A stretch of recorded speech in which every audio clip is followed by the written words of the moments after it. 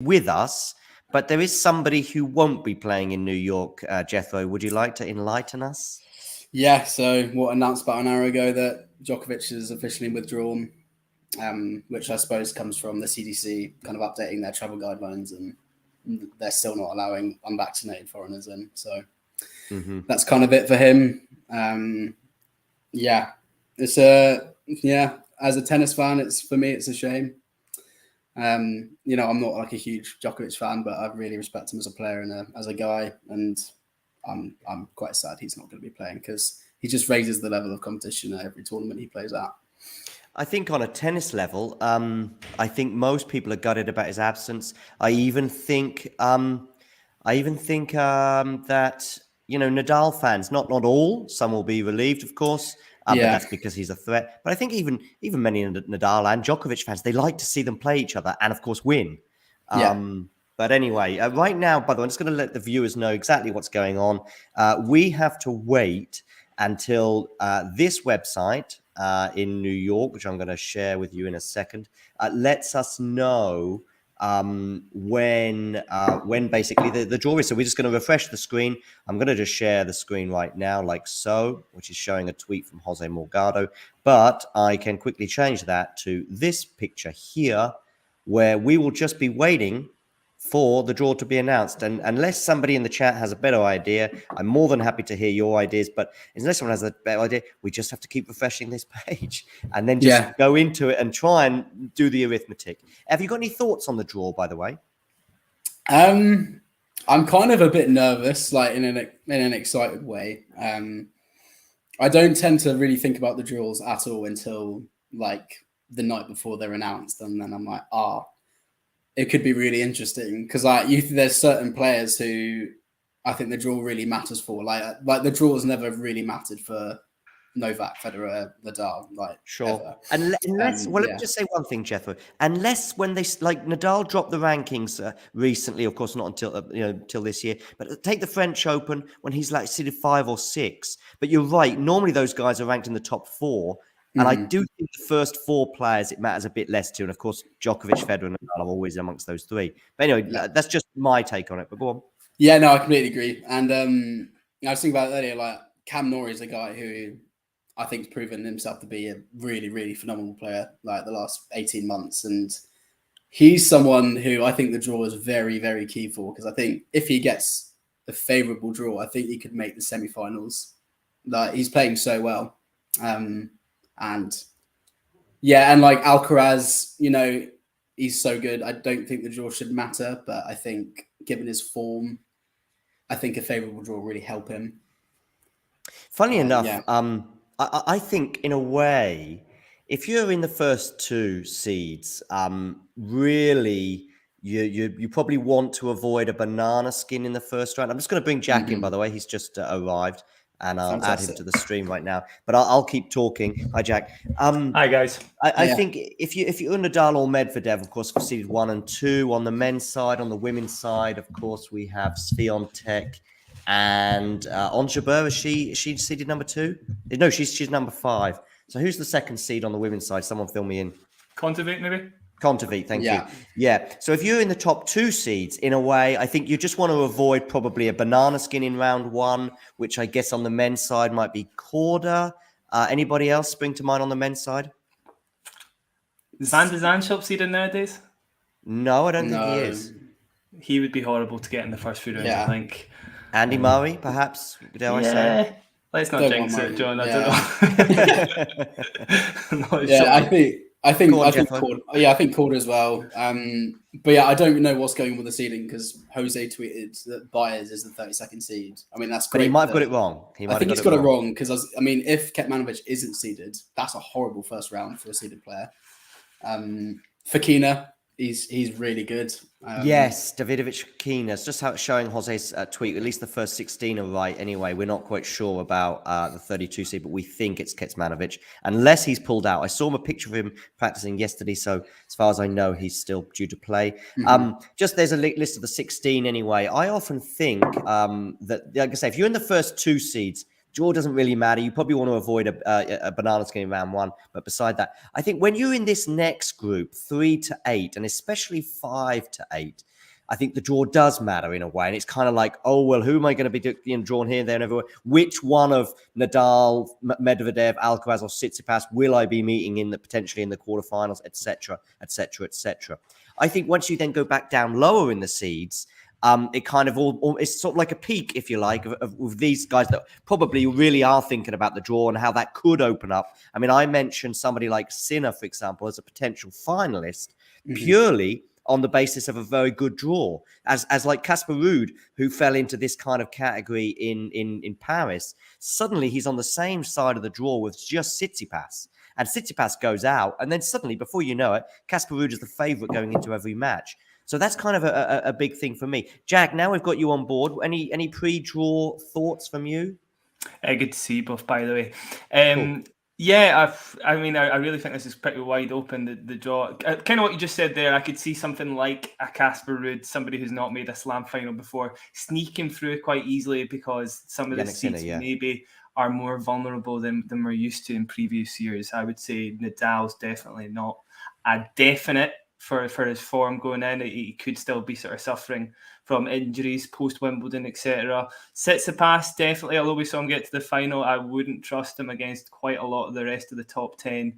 Medvedev, I actually fancy Medvedev's chances, I got to say. Maybe some people have been saying, yeah, I do. I think some people have been playing him down a little bit, but I think if that match had been 5 sets against Tsitsipas, we'd have seen Medvedev come through, I'm pretty sure. Well, he was quite rattled, wasn't he? Which is quite unlike he him. did seem a bit rattled. Jeffo, what do you think? Yeah, I agree with Jack. I think Medvedev's still my favourite. I'm not worried. Yeah, I'm not worried about the losses to Tsitsipas and Kyrgios and Cincinnati and Montreal. I still think he's going in as the top dog, really. Okay. I'm not sure, but go on, Jack. I was just going to say he was brilliant in Los Cabos when he defeated Norrie in the final. Throughout that whole week, he was playing fantastically well, and I don't see why, with the conditions maybe a little bit hotter, maybe they'll be a bit more similar to Los Cabos. And as I say, Tsitsipas in 5 sets, I think he'd win that every time, definitely. So I feel good about his chances too.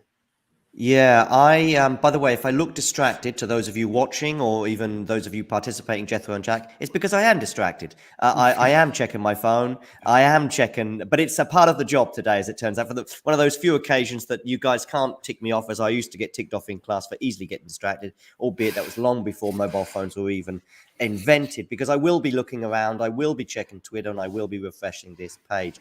What about the women's side? Jethro, give me some thoughts. Oh, it's so open. I'm really, really excited because I've heard various people now thinking Raducanu's actually gonna, if she gets a good draw, she's gonna go and win it. I don't think that, but I do think what she showed in Cincinnati shows she can probably reach the second week, definitely. Yeah, I would probably, I think I'd disagree, Jeffro. I feel like Vika and Serena were not really close to their proper, form. I certainly thought Vika put in one of her poorest performances of the year, definitely. She was awful. Yeah, so I don't feel too good about Raducanu's chances, if I'm being honest. I just feel like she's still susceptible to getting overpowered. Who did she get beat by again in Cincinnati? Pegula. Pegula, yeah. Pegula is more of a middle of the road sort of, plays everything well. Nothing particularly massive about her game, but yeah, I still feel like if she comes up against, any sort of Rybakina, Pliskova, Kvitova of the world, I could see her getting blown off court. See, I think Rybakina is going out round 3 is my prediction. Okay. I don't think she's going to do well personally. Just having a quick look at the world rankings, guys. Just having a glance at this group of players. Basically, if you're not sure who you think, and this is to the audience, if you're not sure who you think might be the banana skins, who might be the tricky ones, it's always a good idea just to have a look at the world rankings and go to around about 33, of course, if there's no absences. But on the men's side, we already know a couple of absences in Zverev, Opelka, and Djokovic, of course. So if you're looking at the men's rankings, for example, have a look around about 36 to 50 in the world. And that's the kind of group of players on the men's side, and obviously on the women's with less absences, 33 to 50. There I can see somebody like Chastea at 38, so she'll be unseeded. Elise Cornet just above her at 37 in the world rankings. So what do we think about Elise Cornet and Chastea? Are they two names that would be trying to avoid? Corny for sure. I mean, Corny has got a name for herself for knocking out pretty high seeds in slams and causing pretty big upsets, sort of Kanepi style. Kanepi will be there, surely. Maybe Kanepi's seeded actually nowadays.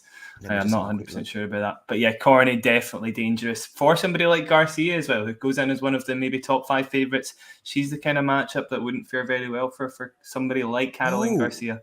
Wait, sure. So Garcia's not seeded? No. No, she's not in the... I'm just looking down. She must be outside the top 40 even. Well, she has to qualify for Cincinnati, didn't she? Yeah, but she did, yeah. I know she's 17 in the rankings now, so it depends. Oh, okay. Let me... I see. There she is. Yeah, no, she's there. So I couldn't quite see. No, she'll be seeded, so that's fine. Cool. But anyway, yeah, I think at least Cornet, of course, we had a good run in Australia this year. Anybody else? Svitolina at 43, Tomljanovic 48. Svitolina's been out for too long, I would say, definitely. I don't think she's dangerous at all at the moment. Tomljanovic, maybe, definitely, yeah. I think she was so good at Wimbledon a couple of years in a row. I mean, I'm not saying Andreescu's going to win, but you wouldn't want... I'm just going to refresh the page. So you guys just take it away for a second. Yeah, Andreescu for sure. Andreescu could be dangerous, of course. The one person I'm looking forward to seeing where she'll be in the draw is Clara Towson, because I think Clara Towson could be seriously dangerous. She's very, very good on hard courts, super flat shots. That's maybe my dark horse pick, but we'll see how the draw pans out. Jeffro, how do you feel? Could be some news, guys. I've just seen a tweet from the US Open official account. Let's have a look. Have you seen something as well, Jethro? No. I was just reiterating what Jack was saying. Oh, it looks like... Okay, women's draw's out. Women's draw is out. Can you see it on the screens, guys? I'm just sharing it. So this is the women's draw. So Swiatek will play Paolini. Does anybody know anything about Paolini? If you don't, there's no shame in that, because I know nothing. Yeah, I know a lot about Paolini. Go on, say something about Paolini for me. More of a clay courter, so really I wouldn't fancy her chances against Swiatek on hard. She's kind of it's not, in fact, she's not much like Swiatek at all in our clay game. It's more about counter punching and being able to move our opponent around the court. I really don't fancy her chances against Swiatek in that matchup. Shouldn't be dangerous, I would say. Stevens in the second round, though. Jesus. Yeah, right. Jeff, can you see the screen as well? Good, because I want you to talk about it. I'll have to squint a bit, but yeah. Squint a bit. I'll tell you what, I'll focus in a bit on the one section. Can you see that? So have a thought on Stevens and Minen, and obviously Stevens, Swiatek, Jethro. That could be really, really fun. I imagine that would be the night session centre court match, actually. Definitely. Right. That's Jack, that's just blockbuster, isn't it? What do you think Swiatek Stevens potential second round? In fact, I think Swiatek maybe played Stevens earlier in the year. Yeah, I'm pretty sure. What did the slams? Yeah, it was quite. Yes, it was. So it was. Yeah. It might have been in Cincinnati actually. Yeah, and it was okay. I'm pretty sure she was quite comfortable, was she not? I think Stevens gave her a little bit of trouble, but she kind of squeaked through in the end. Totally could be dangerous, though. I mean, Stevens on her days is a really, really great player. Obviously obviously won even 5 years ago now, 2017, I'm pretty sure. So, I mean, she's seriously dangerous. That actually could be difficult. She's got the firepower maybe to trouble Swiatek. And if people are feeling confident against her or sensing some sort of, smelling blood, maybe she could maybe take advantage. Yeah, she's such a good ball striker. That could trouble her. Yeah. Keep talking. I'm just going to look at the account again. I'm just refreshing a page through. So have a look at any other potential matches. So we've got Anisimova putting Saver. First round, that one. Any thoughts on that? I see Kenin is playing Niemeyer. Kenin getting a wild card, obviously a former slam winner herself. Give me some thoughts on some of those matches, Jack. I actually think Anisimova's got a pretty decent route there. Putintseva, unless she starts slowly, she should have the power to beat Putintseva, I'd say. Niemeyer, who made the quarters of Wimbledon, is tough. She's got really good power. I think it's a little bit out of control at the moment because she's so young, though. So I would fancy her chances against her as well. In fact, I'm saying that like Kenin's not getting through. I don't think Kenin's getting through that match from the get-go. Does Kenin play today? Today? Is that right? Yeah, she won 2 matches in a row, which is kind of unheard of for her recently. So. Oh really? I don't know. I haven't checked the scores today. I don't know if she's maybe I'm underrating her then. I don't think she'll be the upset of the tournament, I'd say, Jeffro. But no, I agree with the Nemia pick. I actually saw her at Wimbledon against Tatiana Maria in the quarterfinals. Yes, and I thought she was really, really good actually. I thought she was going to win that match. Actually, I was surprised she didn't. But yeah. So this is obviously not the entire draw here, but I do believe the men's draws come out. I'm going to be scouring the US Open account. I just saw Ostapenko, Keenan Zheng as well in the first round. No way. Yeah, that is absolutely worth watching. That'll be one of the first round picks of the tournament. That'll be great. Yeah, I mean, I'd fancy Zheng to get through that, actually. Yeah, me too. Sure. Yeah, we're going to be jumping around from men to women from world number 1 to world number 150 as we fly around. We're just switching over to the men's draw. It actually came out just a fraction before the women's, but me being a little slow off the mark, I got the women's first. I see Rafa Nadal has a wild card. Hijikata. Yeah. Any thoughts on him, Jack, at all? Yeah, I think he played Medvedev, I'm pretty sure. It might have been Montreal, I'm pretty sure. It was very standard. Nadal he could go in total autopilot and win that match. He's got a pretty cushy first round there, I would say. Yeah, he needs that. But then in the second round, things do get interesting. If he was to win that, he would be playing Karatsev, who we all know about his Australian Open heroics, or possibly more likely, given the form of the two players, Fognini. And do you remember Jethro Fognini Nadal from about 4 or 5 years ago? Oh, I do. I was not happy for a good while after that. I don't think I'd ever seen Nadal lose from 2 sets up before. I don't think he ever had, actually. Tsitsipas has happened since, but you're right. Yeah, he hadn't before that. So that was a completely new feeling for me. So I was quite miserable, to be honest. But I've seen Nadal look very down and, of course, very up after defeats. But arguably, that is the one. When you see him walking down the tunnel, we're just talking, I don't know what year it was, 2016 perhaps. 2015 or 2016, during those 2015, during those 2 years of doldrums for him, I think, where he didn't really threaten at slams. As you watch him walking down the tunnel, it's kind of like a guy who, perhaps his career is over. Well, far from it, because he's won multiple slams since. But listen, let's not dwell on Nadal too much. Tiafoe Giron, is that a match that gets you excited? Yeah. I think Giron's really underrated. I've been watching him a lot in the last year, and I think he's so solid. I think I underrate him a wee bit, I think, Jeff. I've not seen anything that blows me away. He's quite good at getting to the net, I think, but apart from that, yeah, I mean, it could go either way, maybe. He should win. It should be a good match, though. Oh, no. If you slow off the mark. What have you seen? Go on, what have you seen? Jack Sock against Diego Schwartzman. Yeah, I saw that. So if you like Schwartzman, do you, Jeff? I've got my Schwartzman t-shirt on.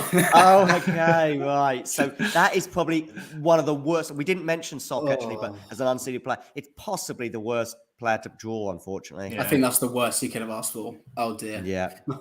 Benoit Paire for Cam Norrie? Yeah, should be fine. I think Norrie should be absolutely fine. Yeah, Paire's totally out of form at the moment. Really got nothing on him. Rublev, whose form has been patchy as well, gets Les Logère. I think that might be a little tricky for him.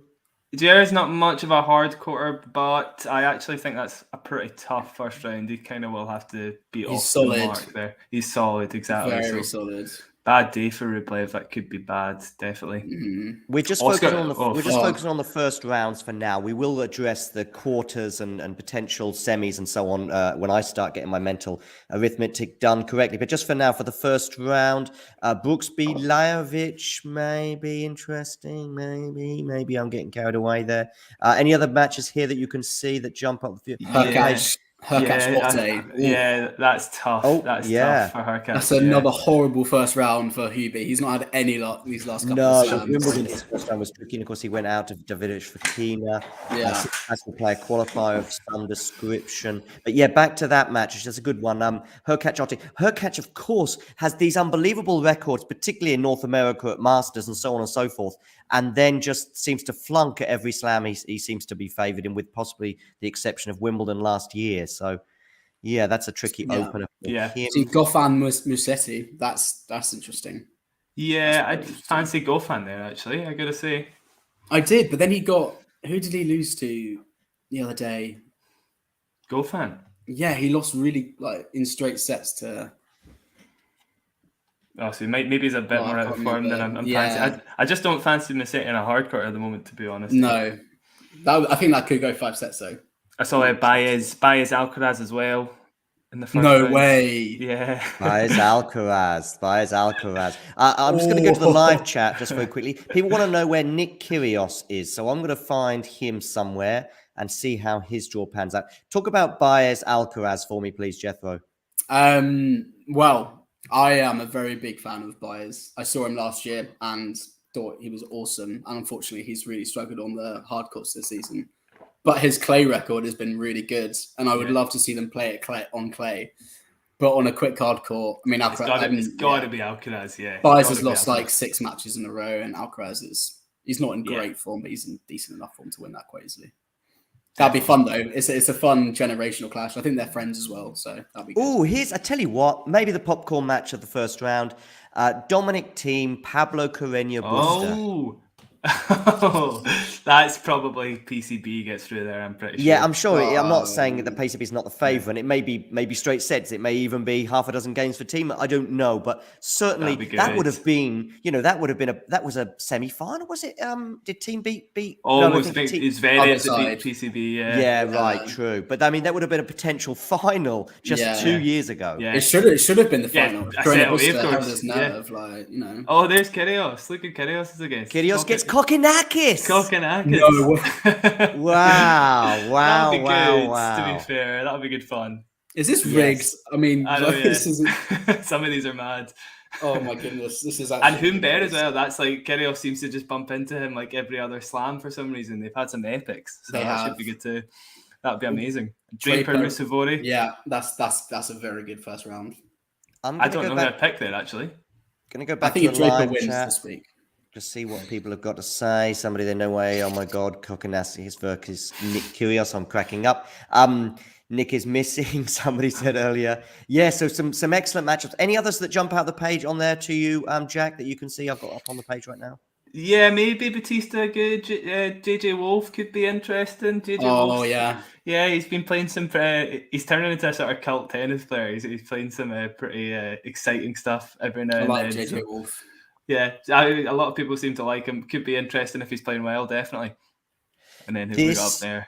Medvedev, Kozlov's not... I mean, Kozlov's not really going to... He's kind of like a Medvedev light in the way he plays, but without all the stuff. Let's look at it quarter by quarter, and then we'll go back to the women's. Medvedev, who we all think, Medvedev is going far in this tournament. In fact, you two highlighted you think he may even go on to win it.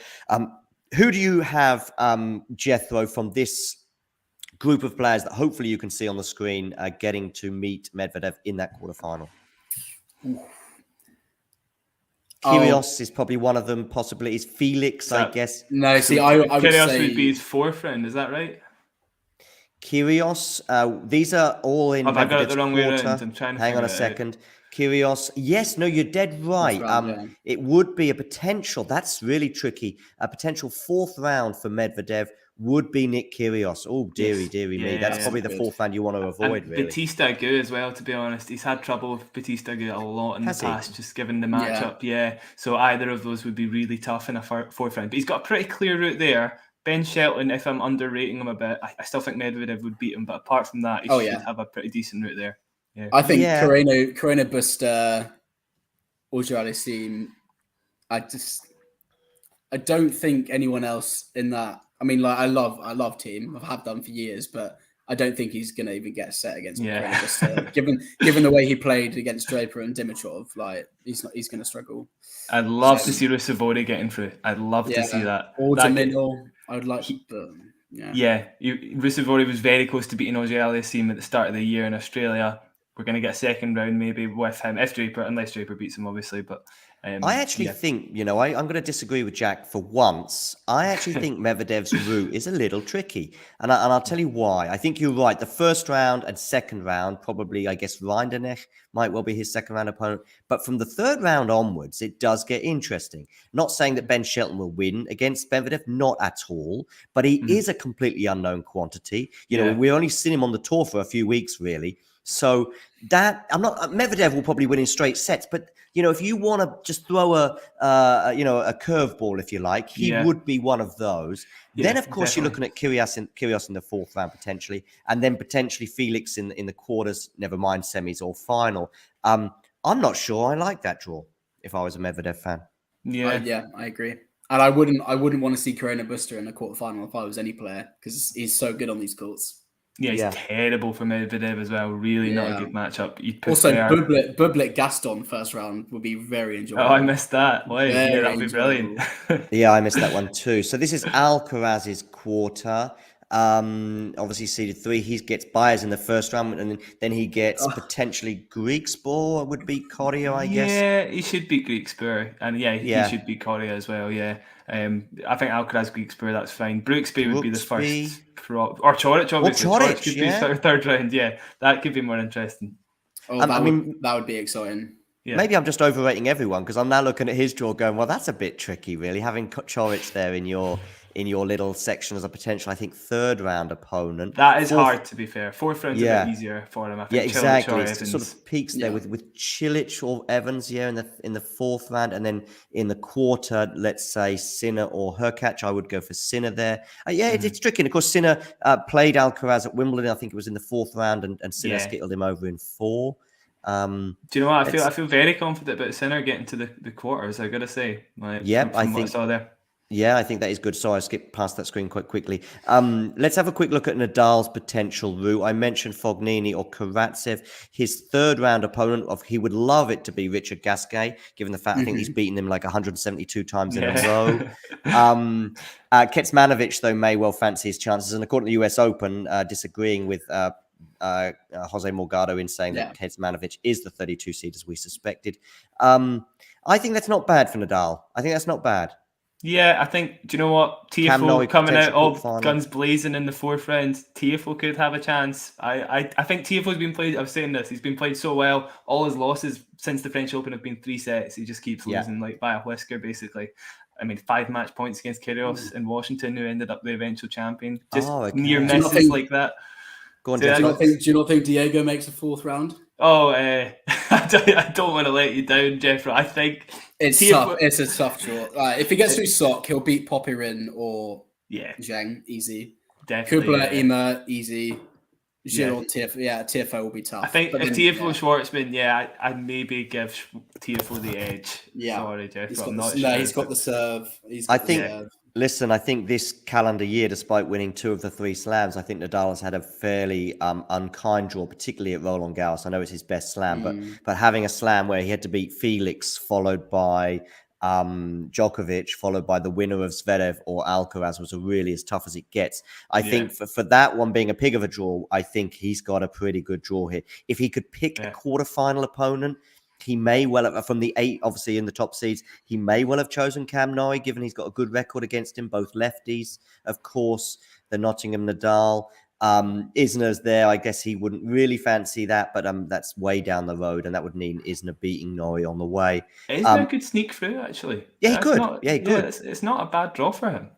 Yeah, but I think Nadal, I mean, looking at the potential quarterfinal opponent, it could have been, of course, somebody who's ranked 5 or 6 in the world. Somebody shout at me right now who is 5 or 6 on the Casper Ruud. Yeah, maybe you choose Ruud over Norrie, I guess. Yeah, on the hard court. Yeah, but it's not bad. And then looking at the earlier rounds, as I say, potentially Kecmanovic, obviously the 32 seed, who's obviously just sneaking in there in the seeding. I think that if you're a Nadal fan, I think you've got to be quite happy with that. Listen, let's go to the live chat and see what other people are thinking, and then we'll switch back to the women's. Have we seen Korda or Casper? Actually, let me address that. Jack and Jethro, any thoughts on what we've spoken about so far? Go on, Jeff. You go for it. I'm just having a quick look at it. I've got Sinner. I think I'll just reiterate. I thought Sinner, probably of the top 16 seeds or so, probably has got one of the best routes. I think he really is a good matchup for anybody to the quarters. I mean, he's a good matchup for anybody there. Altmaier, one-hander that should be able to overpower Martinez. Bit more of a clay courter. Dimitrov, obviously, I don't know what happened to him this week. Was he ill? It was really weird. It was out of nowhere. He literally played an amazing first set, and then his level dropped a bit, and then he suddenly looked like he was going to faint, and then he just couldn't play anymore. It was really weird. And I'd fancy his chances against Hurkacz as well. I tell you what, I think would be a good thing to know that I certainly don't know yet, but maybe somebody in the live chat knows, is the potential semi-finals on the men's side. Would it be Alcaraz against Medvedev, or would it be Alcaraz against Nadal, for example, or would it be Tsitsipas Nadal or Tsitsipas Medvedev? What would that likely semi-final look like? I think of the two, Jethro, who do you think, for example, Medvedev would least like out of Tsitsipas and Alcaraz? Well, I was thinking about this just before we came on, and I thought I would love to see inform Alcaraz, inform Medvedev. Yeah. Even if that becomes the final, I think it can. I'm not sure. Could be, yeah. I mean, let's say the semi-final, obviously projections and all that, but obviously you'll have a projection of either an Alcaraz-Medvedev semi-final or a Tsitsipas-Medvedev semi-final, I think. I think he'd rather Tsitsipas, but yeah, I don't know. Yeah, I think he would, but despite the loss recently. Yeah, he won't mind about that. I think he'd still prefer that. Any thoughts on those potential semi-finals, Jack? I mean, I'd love a Medvedev. Have they even played before, Medvedev Alcaraz? I don't think they have, because I feel like I'd remember that. I'd love that. I'd absolutely love that. It's unclear at this point. We'll see in a second. We've not seen this one, have we? Somebody wanted to know who Rudy's playing. He's playing Carl Edmund in the first round. There we go. Yeah, Carl hasn't really looked particularly. I'm sorry, guys. We hadn't even mentioned. We hadn't even mentioned the best player of all time, Andy Murray. Serendulo, that's a good first round. That's a good first round for Andy. Not too bad. Yeah. Then I think a good second round anyway. Millman or Nava, I think would be nice. I'd take that as well. And then a potential third round against Berrettini, who's obviously not really shown much form since pulling out of Wimbledon. That's good for Andy. I couldn't really have asked for better. Not really. And then there's not much point. There's not much point looking at the fourth round at this point. But yeah, no. But of course, he would be on course for a potential rematch with Tsitsipas, having of course played each other last year. And there was an incident at the end of the first set where Tsitsipas goes to the bathroom for about 2 weeks. In fact, I think Tsitsipas is just emerging from that bathroom break to find out that he's at the US Open. Listen, before we get it too controversial, let's go to the women. Iga, let's go back to this one because we didn't study it too much. So Iga's in the same quarter as Pegula, Muguruza, Kvitova. Stevens, obviously, we said as a second round opponent for her. So these are potential quarterfinalists for Iga, should she get past Stevens, or obviously Minen, and also Paolini. Yeah, we've got Muguruza on this side, but I don't see her going that far given her wretched form. Her first round is the. I was going to say her first round is the dark horse I was talking about earlier, Clara Towson. I'd really fancy Clara Towson to get through, especially if Kvitova isn't playing too well. I could see her in the quarter. Definitely. Me too. Yeah. And I think, though, I do think Pegula would probably be quite happy with that half of this quarter, if you sort of mean. I would probably fancy Pegula to get through amongst that group of players. On the other side, listen, I'm just pleased to see Kenin on a tennis court again, actually. I mean, she had that Australian Open win and the French Open final of 2020. And at that point, she looked like joining the elite and being a regular Slam finalist. She's had some wretched form and injuries and confidence issues, I think, over the last 18 months or so. She's playing Niemeyer, and am I right? Niemeyer got to the quarterfinals at Wimbledon this year? Yeah. Yes, she did, yeah. So, of course, Niemeyer will be favourite there, but it would be great to see her back on a court and at a major, and so on and so forth. I still remember her father in the US. Remember that US Open in 2020 when they seemed to all be living at Flushing Meadows and emerging on their balconies? I remember that was a fun element. It was. Yeah, it was like a Butlins, if anyone in the UK is familiar with that. Anyway, never has the US Open ever been compared to Butlins, and probably never again. Okay, let's have a look. So Ostapenko as well there, Anisimova. That's a little tricky for Swiatek potentially in the fourth round. Unless Zeng gets through, of course. We'll see. Yeah, that's true. Any thoughts on what I just showed you there, Jethro? Well, I would say I don't think Muguruza, because she hasn't got a bye, so she's going out first round. She is so awful right now. I can't describe how bad she is at the minute. I feel sorry for her, but she is a streaky player anyway, in terms of the fact that she seems to be, she's very aggressive on the court in terms of the way she plays. We all remember how Muguruza went out last year to Krejcikova in a slightly controversial manner. Krejcikova takes an injury break, I think it was, towards the end of the third set, which seemed to really upset Muguruza, who'd refused to sort of shake her hand at the net. I did have some sympathy for Muguruza in the way she went out, but really, since she won the WTA end of year finals in Guadalajara, she's just fallen off a cliff in terms of the form. Pity. Yeah. Leylah Fernandez, last year's finalist there, getting Dodin. Do you know anything about Dodin, Jack? Yeah, big hitter. If she comes out hot, Fernandez could get blown straight off the court, but she's a bit up and down. So I've got a soft spot for Fernandez. I'd love to see her repeat last year's heroics. I don't expect it, but especially I think she's been unlucky with injuries, of course, since the French Open. She didn't play Wimbledon, and she's just returning. I was going to say, I can see Samsonova in the second round. That could be seriously dangerous if Samsonova's on. Yeah. I fancy her as a player. She's very, very good if she's on, so could be tough for her. Kontaveit there, and so we didn't mention Serena. Beside Serena Williams, yeah. Wow. Yeah, so that's a potential second round for Serena. Serena's first round is against Kovanic. Do either of you have any thoughts on that? It's not too bad. Yeah, it's not too bad. Did she beat Raducanu earlier this year? Is that right? In Australia? Is that who? I think it was Kovanic that beat her in the second round. I'm pretty sure. But Raducanu was way off. Like she had to slice everything. It's a very weird blisters game. On there. Blisters. She was like slicing. Yeah, that was it. Yeah, Serena could win that, but it's about 50-50.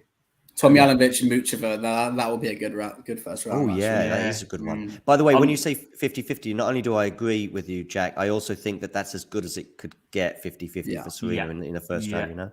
I'd say so. She's not going to be the favourite in pretty much any matchup, I would say. Kontaveit as well isn't, she's not been playing brilliantly, to be honest. She hasn't. Yeah, so... Yeah, Muchova, Tomljanovic, yeah. I'm not saying Serena would go into that as the favourite either, but she's got a chance there. She's not totally going to get blown off court, I don't think. Shelby Rogers is a player that interests me, given that she was the player who knocked out, I think, Ash Barty a year ago. We do see lots of players that seem to perform well at certain times of the year and even at certain parts of the world or countries or whatever. And maybe Shelby Rogers in front of the home crowd may repeat those heroics. And should she do so, she'd be on course for a third round, I think, with Ons Jabeur, whose form has been patchy since Wimbledon. Kasatkina there, Harriet Dart in the first round. Kasatkina's got a nice route, actually, I would say. Yeah. Maria Sakkari's quarter. It's funny, we keep calling these, of course, that's understandable how the US Open describe these, but we often look at people like Maria Sakkari's quarter and we're thinking, this is not her quarter, given her current form. It's just her world ranking. I mean, this is Simona Halep's quarter, I would probably say, who's obviously the seventh seed here. She would be the most likely probably to get to that stage. So there's golf as well, though, in the fourth round. Oh, yes. That's really a pig of a draw for Halep as a potential fourth round opponent. Nicely eagle-eyed there. And of course, Sakkari would, if she gets that far, perhaps Haddad Meyer would be a potential opponent for her. But Garcia as well. This is an interesting little subsection here with Andreescu right in there too. Andreescu, who's the banana skin we mentioned, playing Tan. 2 games for there. Oh my god, a wild card. Yeah, this is an interesting one. I mean, I don't know who Garcia will be playing as a qualifier, but so Garcia against the qualifier, Peterson against Kalinskaya, and then Andreescu Tan. I think there's 3 or 4 names that jump out there that could all be interesting second and third round opponents, shall we say, against each other. Sakkari getting Maria there in the Maria, of course, who's the semi-finalist from Wimbledon. Is that right? The same Maria. Pretty sure Maria beat she lost. Maria beat Sakkari, didn't she? Yeah. Did she? At Wimbledon, yes, she did. Albeit on grass, which I think with that slice that Maria has would favour her. Again, Badosa's quarter, I would probably call this maybe even Rybakina's quarter. Bencic, maybe. I've got a feeling for her. I mean, Badosa could suddenly pull it out of the bag, and the talent is there. Although I was watching her warming up earlier, actually, and she was dumping shots in the net that seemed to be easier to hit over than into the net. So, any other thoughts on this? Cornet Raducanu. Yeah, there's a lot here, actually. Yeah, Cornet Raducanu in the first round. I definitely picked Cornet in that matchup, I'm afraid. Oh, that's so tough. That's really who was it? Who knocked out Raducanu at Wimbledon? Was it Garcia or Cornet? Garcia, okay, but still, that's a hell of a first round. Daniil Collins. Daniil Collins, 2 Americans there hitting out, or Japanese American, if you like, with Osaka. That's going to be very fun. Yeah, it is, given the style of play. I love the way Collins plays, actually. And, I've got nothing against Ash Barty, but given the way that Collins played in Australia, I had a bit of a soft spot for her, given her aggressive style, et cetera, et cetera. Any other matches that jump out at you here, Jethro or Jack? Yeah. Pliskova-Linette, I reckon that could be quite a good match, actually. Yeah, definitely, yeah. I could see Pliskova squeaking through. She seems to like the US Open for some reason. Bencic, though, do you know Bencic? I could see Bencic winning this quarter quite easily. I actually don't know. If I'd maybe pick her as the favourite, because I really don't feel confident about anybody else's form at the moment. Sabalenka, Badosa, Raducanu, Osaka, all of them, Collins, like all of them playing worse than Bencic in my opinion. I'm glad we've got Nick who's on the ball. I'm not sure if that's our Nick. If it is, let us know. I say our. I think it is. I think it probably is. Listen, this is the answer to the question I posed earlier, so that's interesting. So Alcaraz versus Nadal would be a potential semi-final. Alcaraz would obviously have to beat Sinner en route, so I think it's by no means certain. And obviously, there's a lot of tennis to be played before Medvedev, Tsitsipas. I think I do see both Medvedev, despite the fact that I did highlight his draws quite tricky, especially in the early stages, like rounds 3 and 4. Kyrgios, of course, could knock Medvedev out. So I think we probably just my immediate reaction is we probably will see Medvedev Tsitsipas, but I'm not sure if Alcaraz will get that far, given his form and a potential Sinner match to come as well. Speaking of Kyrgios, I think Kokkinakis might knock him out first round. Slight suspicion. What do you think, Jack? Regarding that bold prediction from Jethro. I think Nick is playing well. I'll give him his dues. Yeah. He's playing well. I could see him getting through to the fourth round. I feel like when he's got something to aim for and he knows he can play Medvedev in a fourth round. Yeah. Do you know what I mean? He'll make it happen, sort of thing. So. Yeah. What was I going to say? Something very unimportant, but never mind. It's skipped my mind now. Let's go back therefore to the draw. Any others that jump out of the page? Yeah, the only other one I was going to say, although I'm sure most realistic people might not give her a chance, but Vanuk v Venus Williams in the first round, just below Rybakina there. I mean, I don't fancy Venus to get through. This could be one of the last matches she plays, obviously, but yeah, it's interesting that she's. I mean, given what's the age gap between her and Serena? It's not much. Is it not like 1 or 2 years? 1 or 2 years. I mean, it's interesting that her and Serena are still both playing, and that maybe Serena will retire earlier from the singles tour. Yeah, Venus doesn't sound like she's going to retire soon. She seems quite keen to keep going. So yeah. I don't know. So there's the tweet from the US Open as well, just saying that Badosa's quarter includes Raducanu, Osaka, and Venus Williams. I mean, we all like to mention Serena there. No mention. Venus Williams. But Serena's not in. Yeah, right. But of course, they just go for the names. Of course, Sakkari's quarter, Coco Gauff, Simona Hallam, potential tough opponents. Ticking all the boxes there. I know what I was going to say. I mixed up Serena. No, I thought Serena was in that don't worry. Well. It happens. Live TV and all that. Talking of which, I'm just going to move my laptop so I can give it some juice. Guys, just talk about anything while I do this. I was just going to talk about Kasatkina a little bit more, just because she's in front of me there. I think Kasatkina is a pretty big dark horse if she can get going. There'd be a bit of an adaptation to make with her, or adapting, I guess, with her game to make, given it's a little bit of a quicker court. But if she can get her game going, she was playing so well. Where did she beat Shelby again? Whatever tournament that was, Washington maybe. She was fantastic. So I mean, if she can bring that form in, she could beat any of the top seeds there. Jabeur definitely. I'd fancy her again against anybody in her third, or in her third round. That's just jumping at me. Yeah, I do agree, but I think her, Coco, and Sabalenka can all make good runs if they stop double faulting. But all three of them are so prone to double faults. It's a bit worrying. But like if Harriet Dart plays really well and Kasatkina's double faulting the whole time, she'll probably win.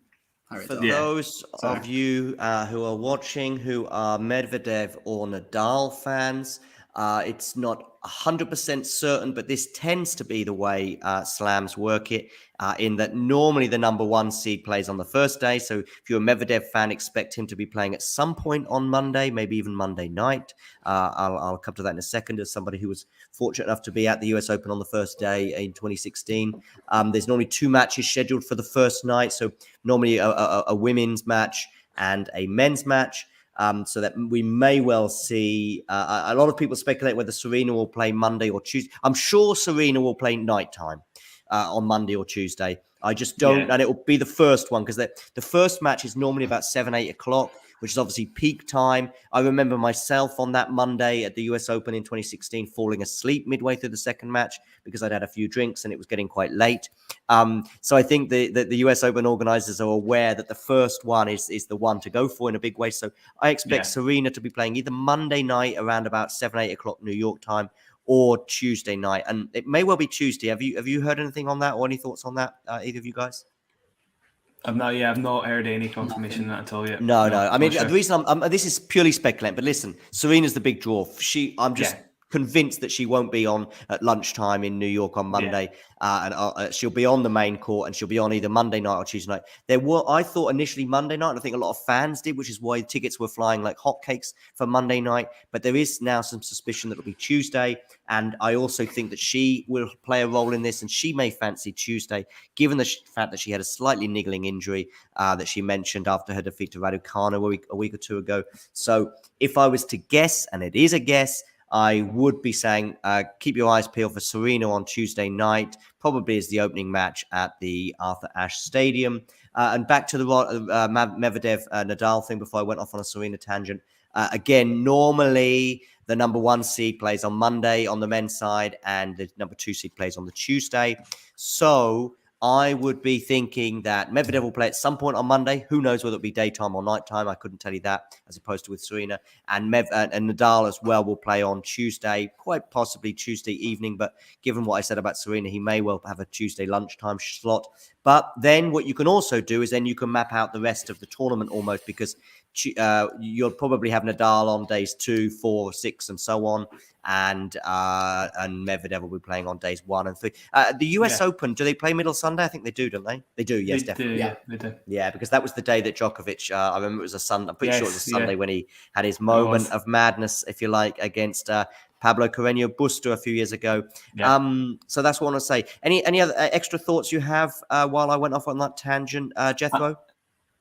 No, not too much. I'm still trying to process some of these first rounds because it's wild. There's some great ones. I'm wondering who the possible semi-finals will be in the women's. Guys in the live chat, let us know. We've already addressed the men's side, where Tsitsipas is due or scheduled, if you like, to play Medvedev. That's not necessarily a prediction, although I think I did put my neck on the line by saying I think both of those players will get to the semis. And on the men's on the other side of the draw, on the men's side, we have a potential semi-final between Nadal and Nadal and Alcaraz. Guys in the live chat who are watching, you guys do my homework for me. Go somewhere to the internet. Go to potentially the US Open website itself, and let me know and the rest of us who are the potential women's semi-finals. Although I do think with the, for me, the 4 men, if you like, are probably slightly more likely to make it, given the rankings and the world rankings, how they're at in the seedings, than the 4 women. But just let me know. Let's imagine that the world rankings are accurate. Let us know who Swiatek's potential semi-final would be against. And who did we say is number 2 seed? Is it Kontaveit? Yeah. So who's Kontaveit, for example? Potential semi-final. Obviously, we've got. This looks like somebody there. Nick, I think, is also letting us know that Swiatek Badosa, because she's obviously in the top 4. Sakari, Kontaveit would be the ones to emerge. But to be honest with you, those 4 are not as likely as the men's 4. As I say, I actually just quickly having a very quick immediate impression. My immediate impression was to have 3 of the 4 men getting to the semi-finals, with maybe Alcaraz not quite making it just because of the trickiness of his draw, and partly because of his form. Whereas, do you know what? That 4, I wouldn't be. If you said to me any of them, if you said to me, John, I can have those 4. If I said to you, here you go, Jethro, I'm going to put a question to you. Jethro, you can have those 4, and I have the rest of the draw to win the tournament, or you have the rest of the draw and I have those 4. Which of those 2 options are you taking? I'd take the rest of the draw. Me too. And it's sad because I would love. I'm a really big fan of Swiatek and Badosa, actually, and I like all 4 of them, but I just can't trust any of their form right now. Maybe Swiatek will just go back to her God mode and just crush everyone. It's just tough. It's tough to see that happening. I just think the conditions don't suit her at all. It was so quick in Cincinnati. She got blown off the court by Quez. If she was to play, even Zhang again, that's the one I keep looking at. I don't know why I keep going back to her, but that's just how I feel. If she was to come up against her in the 4th, I would not fancy her chances at all. But 50-50 for me. I tell you what, sometimes draws can have a big effect on how we feel about how the tournament is going. I suddenly started to think about Tsitsipas as a potential finalist at the French Open, as I highlighted earlier, just because of how skewed that draw was, I found, on the men's side. Well, of course, he didn't get that far, but I thought that draw was huge. And I didn't have the same feeling going into this, particularly on the men's side. I didn't think that the rankings were that, wild. If Djokovic had been here, of course, and we all saw the news announced earlier, Djokovic himself tweeted saying just before the draw that he won't be flying to the US because of his vaccination status. I think had Djokovic been there, that would have been the obvious one, given his world rankings about 5 or 6. But because the men's rankings are fairly accurate, I would say, Djokovic aside, it wasn't quite the same as seeing Nadal ranked 5, for example, in Roland Garros, and seeing the potential of, and it did happen. You had basically, before the draw, if you said who are the 4 most likely to win the French Open, you'd have said Zverev, Alcaraz, Djokovic, Nadal, and they were all in the same bunched up section almost. Yeah. So, but I didn't have that same feeling on the men's side. So as a result, at least with the men, this is my take on the men's draw. It hasn't changed very much for me in terms of who I thought of going far and everything else.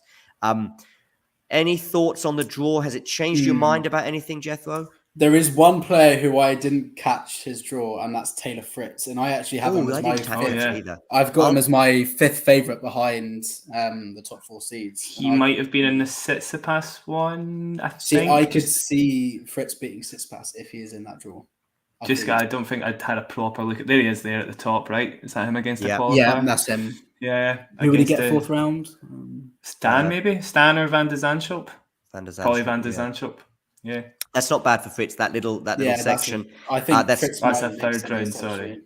But I think he would potentially have, if I'm right, 4th round Casper Ruud, but I would have Fritz as the favourite. Tommy Paul, to be honest, or Korda. There's Korda just snuck under Tommy Paul as well in the 2nd round. Yeah, how's Korda got away with the qualifier and Baez gets Alcaraz? That's not fair. That's true.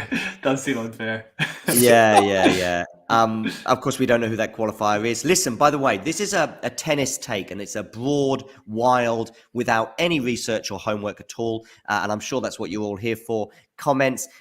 I often feel if I have no clue, okay, and you say to me wild card, and we have no idea who the wild card is, we have no idea who the qualifier is, I still favor. If I have no idea, I favor qualifier over wild card.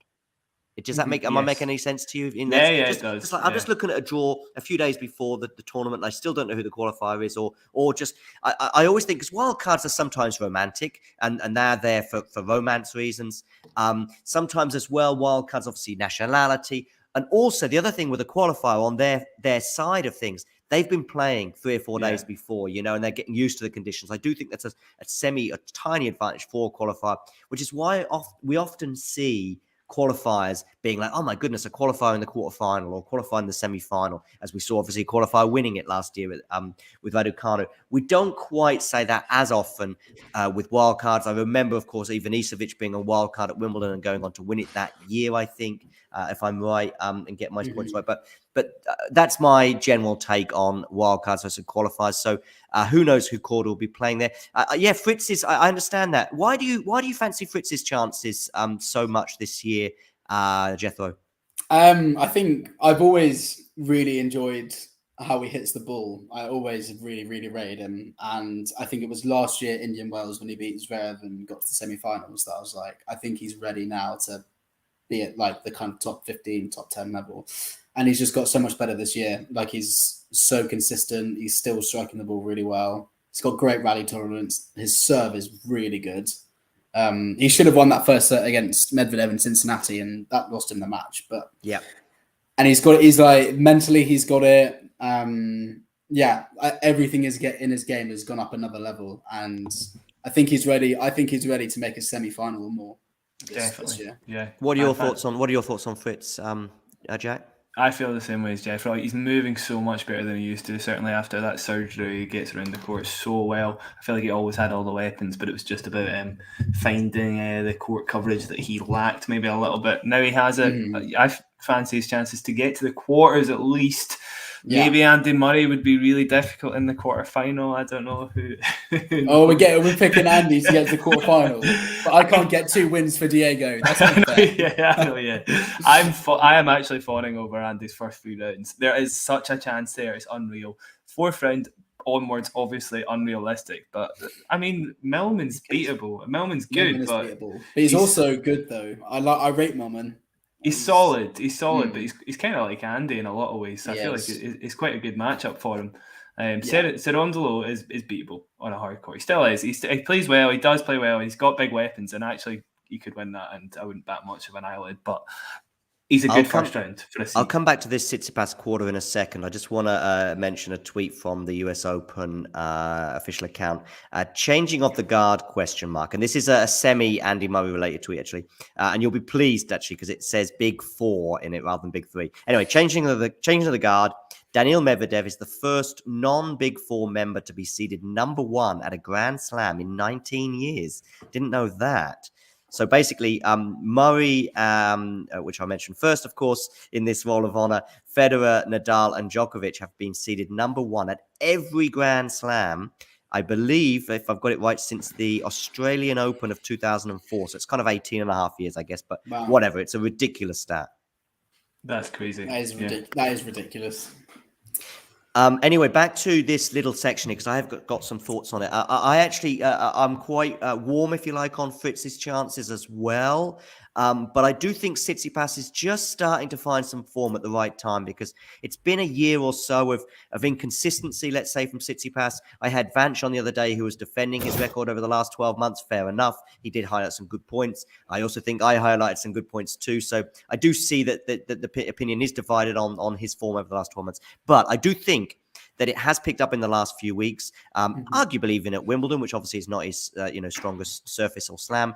And I feel quite confident in saying we are going to see a Taylor Fritz, Stefanos Tsitsipas quarterfinal. What do you think about that, Jethro? I would agree with that. I hope we do because I think that's quite a blockbuster. Me too. I think it's a good. It'll be a close one. It may even go 5 sets. Fritz, of course, pushed Medvedev to 5 sets in Australia. Go on. Who's that? Sorry.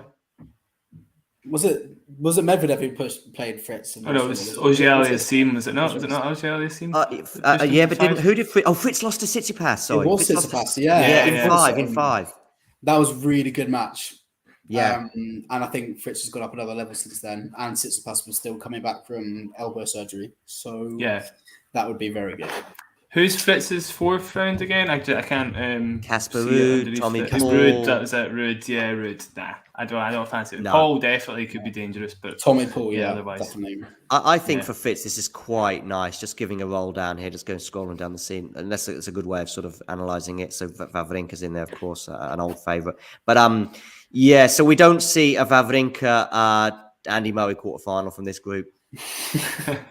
That would be brilliant. It's 2016 or 2015 all over again. Yeah. I'm quite intrigued by Nishioka v Davidovich Fokina. That could be fun. Yeah, if Nishioka's I don't think either in Washington. I don't think either of them will go beyond 3rd round. Yeah, Nishioka. Nishioka got to the final recently. Yeah, was that Washington? Did you say, Jack? That was Washington. Yeah, it was Washington. I actually went to a Nishioka press conference earlier this year, and a couple of funny anecdotes. First of all, I was the only native English speaker in there. In terms of it was just a random moment where Nishioka was diving into a press room with about 3 or 4 Japanese journalists. And I knew that if I went in there as well, I'd dominate the floor because I got 2 questions in, basically. I'd dominate the floor, but you know what I mean? And but the first question I asked him, I forget what it was, but schoolboy error, I guess. It was too long-winded, but not as long-winded as it turned out as his answer was. He sort of paused for about 45 seconds, just going, and as he's pausing, I'm thinking, when is polite to sort of rephrase or reword the question, which I did after about, it was the longest 40 seconds of my journalistic career anyway. And I did just then, I long-winded it. And basically, I think it was just about his form was what I wanted to know, or upcoming tournaments. And instead of using 100 words, as I did in the first question, I bottled it at 5. And then he goes off, and it was great, just because I think he also hadn't quite grasped the question as well. I mean, he seemed to be sneezing and coughing quite a lot, but fortunately it wasn't COVID. But Nishioka, he got to the final in Washington, as you said, Jack. So I understand Jethro's excitement about that match. Any final thoughts on this little Tsitsipas quarter, Jethro? No, I think I could see Sonego maybe not beating Tsitsipas, but taking a set and just giving him a bit of a scare. I think he'll be all right. I don't think he wins that. And Cressy could do something. Cressy's just, he's been a little bit out of form, but it just, it is Russian roulette with him. He could beat anybody if he plays well enough, probably. So you'd think that if Cressy's going to go deep in a slam, it would be more likely at Wimbledon, though, right? Yeah. I think he made the 4th round, right? Oh yeah, I suppose that's fairly deep. Yeah, it's fairly deep. I mean, obviously, he had a tough first round. He won against Felix. This is Alcaraz's quarter. Alcaraz, we haven't really spoken about him too much, other than the fact I said I wouldn't be surprised if he lost to Sinner, should they meet. Although we did mention the fact he's got a really tricky opening round against Sebastian Baez. Sadly, it's not going to be very tough. But thank you for saying that. It should be Alcaraz's. Baez played really well at times in Australia. He took a set of Tsitsipas and beat Ramos Vinolas, but I mean, there's just not really any hard goal. Just reviewing this again, I know we mentioned it earlier when we first saw the draw, but I actually do have, of the first 4 seeds on the men's side, it is Alcaraz that I have most doubts about because of form and a few other things. But also the draw, Coric there, who's in the form of his life as a potential third-round opponent, is really tough. It'll probably be Coric or Brooksby, both of which will be a bit tricky, I think. Yeah, I could see Coric. I could see him beating Alcaraz, actually, if he plays like he did in Cincinnati. Yeah. What do you think? Yeah, I feel the same way. He was so solid in Cincinnati, and he would probably be serving better than Alcaraz, so might just give himself a few free points. I feel like Alcaraz has been a wee bit sort of spotty in how he executes his sort of aggression recently, and that could be enough to see Coric through, because he's as solid as anything. Like he was unflappable in his match against Tsitsipas. So I fancy his chances. Yeah, I should take that off the screen. That eager comment on the screen was there for a while. I'd take my eye off the ball there slightly. Any thoughts there on Sinner's draw, Jethro?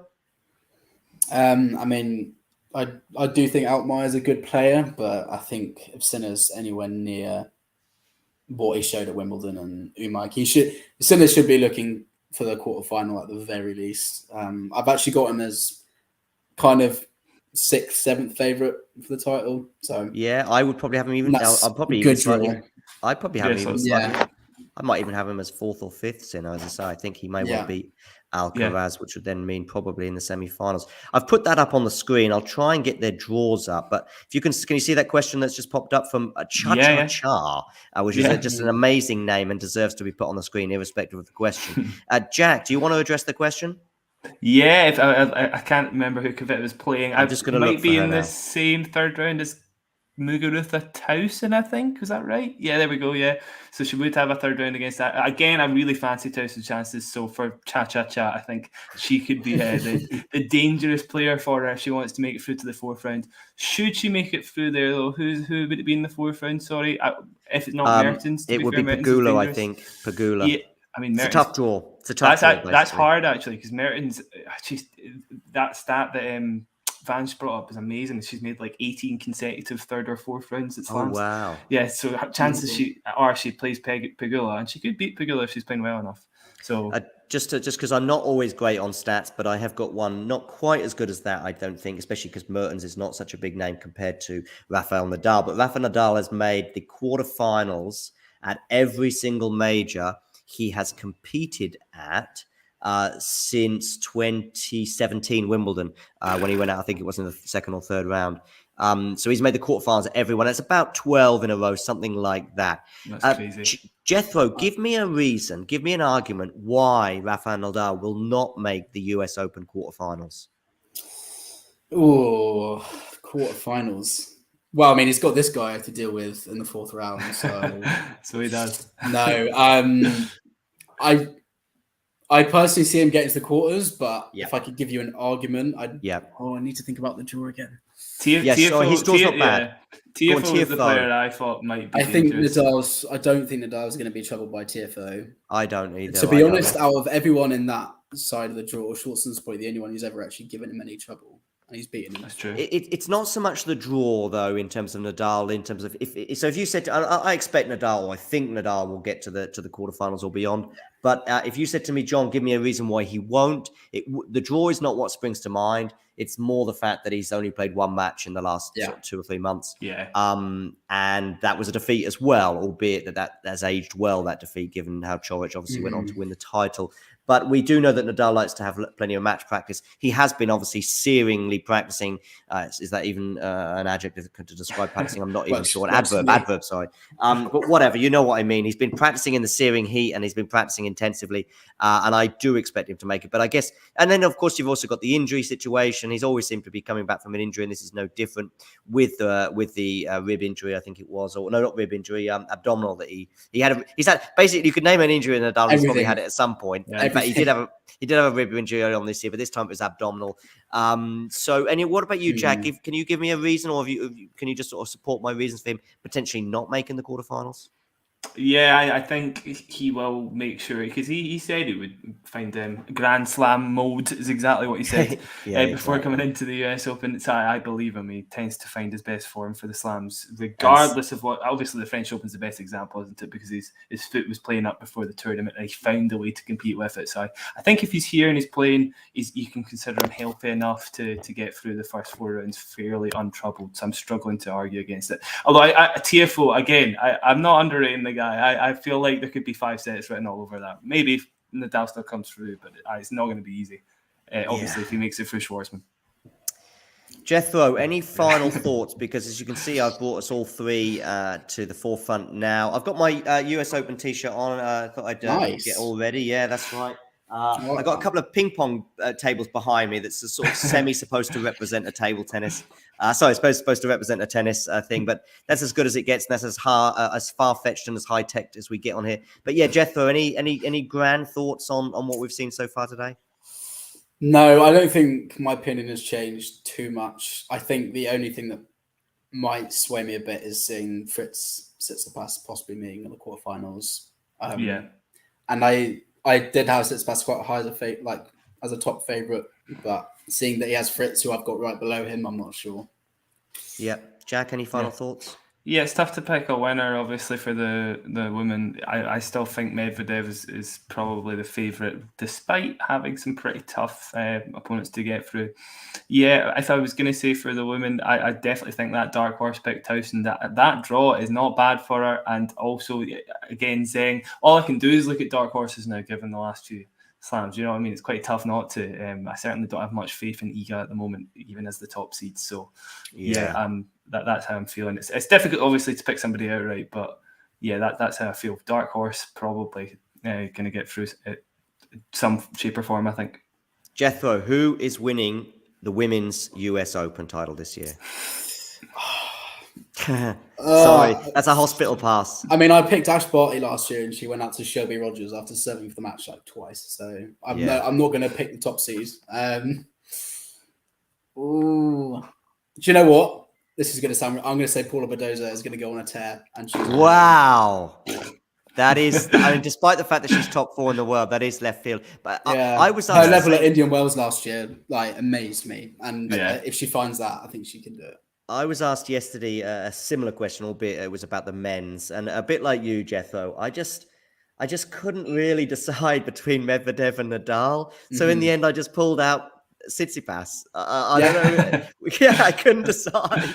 So that was kind of my thoughts, and I went, and I have a feeling there, Jethro, that you were probably thinking of, you're probably thinking Swiatek, maybe Kukugov or whatever, and then you just thought, oh, what about Paula Badoza? Why not? Yeah, why not? Why not? Jack, who is winning it's a bit easier for you. Who's winning the women's US Open title this year? Yeah, I'm going to pick Clara Towson. I know. Wow. I don't care. I'm going to pick her. I like her draw. It's good. And I was thinking it before the draw came out. If she's got a good draw, then it's as crazy as Rybakina, isn't it? So why not? Yeah, absolutely, and not as crazy as Emma Raducanu. So, winning it last year. So I'm going wow, but really, with the exception of probably Swiatek, maybe I'd be saying wow to every answer. I'm going to be really boring. I'm going to say Swiatek, but also because I have no idea. Men's side, Jack, who's winning the US Open? Yeah, I'll stick with Medvedev, definitely. Sorry, go on, Jeff. I was just going to say, if I had to pick anybody else, it would be Sinner. I really fancy Sinner at the moment. Yeah. But yeah, Medvedev is my first pick. Cool. Jethro? I'm still sticking with Medvedev, but I'm going to now... Taylor Fritz is now leapfrogged into number 2 for me. Okay. Nice. And I think that could well be a semi-final, actually, Taylor Fritz against... Should Fritz knock out Tsitsipas in the quarters. I said Tsitsipas yesterday. I don't really know why. It wasn't a great deal of scientific thought that went into it, but it was just a name that jumped into my head, and I'm going to stick with it. There's nothing really, particularly on the men's side, that has changed, I think, from the draw. It's not like Nadal is due to play Kyrgios in round 3 or something like that, although Medvedev is due to play Kyrgios in round 3, so that could be interesting. Yeah, I was going to say Tsitsipas does have Andy Murray in the forefront, obviously, to contain. Oh, wow. So. Yeah, that's right. So that's, we need that. We need that. Yeah, we do. We absolutely need that. We do, yeah. I actually have sorry, off the tangent question. This is for you, Jethro. Will Andy Murray ever reach a Grand Slam quarterfinal again? So you're asking me, not Jack, because I'm asking you, Jethro. I know what he's going to say. That's fair. I'm going to... how old is he now? 35? Yeah. Jack Gorn, 35, thank you. Yeah, he's 35. Ooh. No, but I think he'll make a 4th round. That was the. Do you want to see, Jethro? That was the question. And to be honest with you, here's something for you actually, and I will bring this to you in a second, Jack. If I'd have asked the question a year ago, I would have tweaked it and said 4th round. So that says something about the last 12 months in Murray. I think that question is framed now about. And as I was asking, I was thinking, shall I say 4th round or quarterfinals? And I thought I'll go quarterfinals because I think that's trickier. I think if I'd said 4th round, as you said, Jethro, that would have been the threshold, if you like.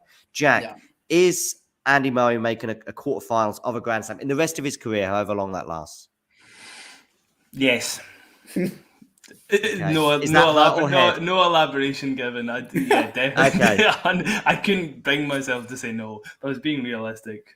By the way, I don't want to upset either of you, but particularly Jack. For some reason, when I mentioned Andy Murray, I think we lost about 6 viewers. It's popped up again. It's popped up a bit now. So maybe that's just the internet realigning itself. But by the way, make sure you hit that like button if you are watching us, especially if you like the content that we're producing and you like Jethro, Jack, and myself's thoughts. Even if you don't like it, still hit that like button, please. Anyway, listen, guys, it's been great, and it's actually worked. Considering all the potential issues, particularly with me and technology, it's worked pretty well, I would say. So, but Jethro, what is that behind you? I can see a nice picture, sort of family picture. Is that rugby? It is rugby, yeah. My dad got signed photos from Will Greenwood, and oh, cool. Yeah. Okay, nice. We're a big rugby family, so got it. All right, guys. Listen, as I said, it's been great having you on board for 1 hour and 12 minutes of your time. And thanks very much. And I'll be speaking to you and seeing you both again very soon. And thanks very much. I've said it 17 times. I won't be saying it an 18th. So I will say goodbye to everyone, including you and the World Wide Web. Bye-bye. Thanks, John. Thank you. Cheers.